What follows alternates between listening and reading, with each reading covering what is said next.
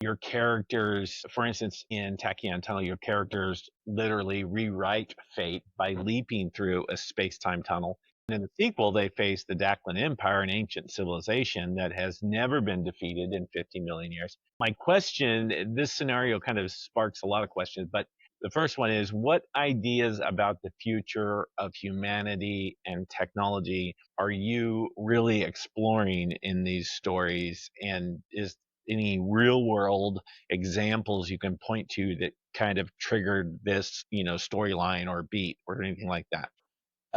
Well, first of all, when I wrote Tachyon Tunnel, I had just left the CEO slot of a company that I had built that changed everything in healthcare. And I wanted to do something fun. People started reading it and saying, wow, it could be way bigger than this. And so for the first time in all of the books that I've written, when I wrote Tachyon Tunnel 2, I said, I want to take everything I've learned as an engineer, a physicist, an entrepreneur, and everything I've read from Asimov's Foundation to Yeah. Heinlein's Time Enough for Love to Weir's Mars Story to, and some of the more modern stuff, tie it all together in one really big story that's kind of like the Lord of the Rings, where the hobbits go out Yeah.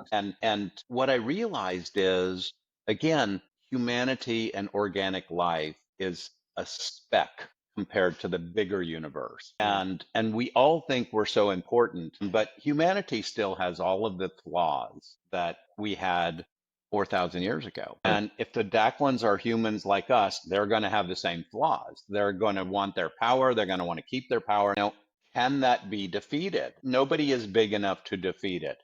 But then we go back to the science for just a second and we say, what happens if we try to change the timeline? So people speculate on this all the time, and that's all I'm doing. I'm taking speculation, but I'm applying the fundamental laws of physics. And one thing that we know is that everything has inertia. And so if we try and change something, then we have to deal with inertia. And so I'm speculating that if we try to change something on the timeline, we have an implication that is inertia.